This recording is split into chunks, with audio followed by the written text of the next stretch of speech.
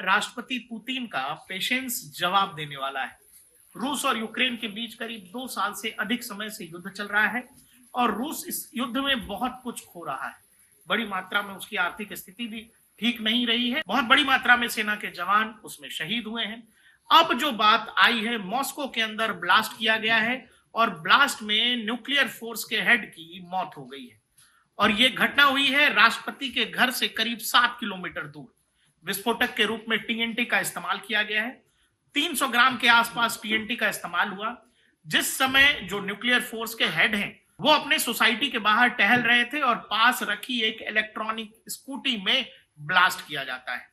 Nuclear force का head, दुनिया में कुछ ही ऐसे देश हैं जो न्यूक्लियर फोर्स को कैरी करते हैं, जिनके पास बाकायदा परमाणु फोर्स है अलग से, और उसके हेड की मौत होती है और उस बात की जिम्मेदारी ले रहे हैं यूक्रेन की सिक्योरिटी फोर्स ने बाकायदा इस बात की जिम्मेदारी भी ले ली है।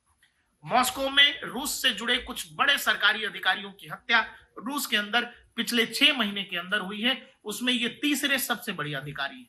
और ऐसे समय में जब 20 जनवरी से व्हाइट हाउस पहुंचने वाले हैं डोनाल्ड ट्रंप, उनके वहां पहुंचने से पहले ऐसा लगता है कि दुनिया के अलग अलग स्तर पर, वो चाहे अरब में इजराइल या हमास का युद्ध हो, या फिर इजराइल या लेबनान में जो कुछ हो रहा है, या फिर सीरिया के मोर्चे पर जो आप देख रहे हो, या यूक्रेन और रशिया का जो युद्ध है, चूंकि डोनाल्ड ट्रंप अपने चुनावी प्रचार में लगातार कहते रहे कि वो जैसे ही कार्यभार संभालेंगे 1 हफ्ते के अंदर रूस यूक्रेन का युद्ध वो रोक देंगे। और ये बात अमेरिका के अंदर बैठी हथियार लॉबी, जो करोड़ों अरबों के हथियार यूक्रेन को बेच रही है, शायद उसको पसंद नहीं आया था। और यही कारण है कि दुनिया के जानकार ये मानते हैं कि बाइडेन जाते जाते ऐसे मुश्किल हालात पैदा कर देना चाहते हैं, बाइडेन प्रशासन दुनिया में इस तरह की चीजें कर देना चाहता है कि शायद डोनाल्ड ट्रंप और उनके प्रशासन के लिए उससे निकल पाना या उसको संभाल पाना बेहद मुश्किल है। ट्रंप कह चुके हैं कि वो व्हाइट हाउस पहुंचेंगे,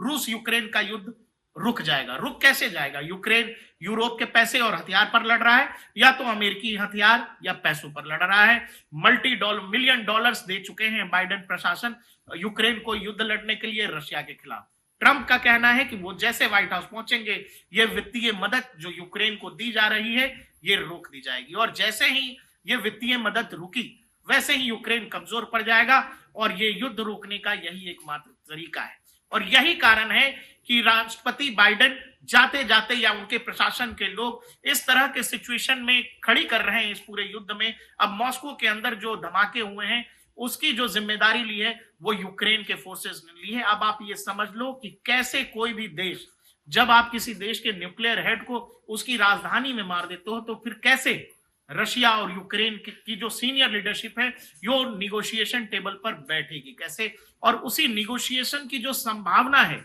उसको ही दुनिया के कुछ लोग खत्म कर देना चाहते हैं कि बातचीत का रास्ता ही बंद हो जाए, क्योंकि राष्ट्रपति पुतिन इस घटना के बाद जो न्यूक्लियर फोर्स के हेड की मौत हुई है मॉस्को के अंदर, और महज 7 किलोमीटर की दूरी है राष्ट्रपति भवन से जहां पर इस घटना को अंजाम दिया गया है, इसके बाद यह लग रहा है कि सिचुएशन और भी खराब होने जा रहा है। डोनाल्ड ट्रंप ने यह जरूर कहा है कि हम किसी भी हालत में यूक्रेन को रोकेंगे और हम इस युद्ध को रोकेंगे। इस घटना के बाद ट्रंप का बयान आया, वो जानते हैं कि दुनिया की कुछ ताकतें या फिर जो अभी फिलहाल में जो बाइडेन प्रशासन है वो जानबूझकर कुछ ऐसे सिचुएशंस दुनिया में क्रिएट कर रहा है जो ट्रंप के लिए संभालना बेहद मुश्किल होगा। अब सवाल है कि पुतिन इस बात का जवाब कैसे देते हैं, क्योंकि पुतिन बार बार कह रहे हैं, यूरोपीय देशों से कह रहे हैं, अमेरिका से कह रहे हैं कि आप मेरे संयम की परीक्षा मत लीजिए, और बार बार इस तरह ऐसा लग रहा है कि दुनिया की कुछ ताकत जो है पुतिन का किसी तरह का टेस्ट ले रहे हैं,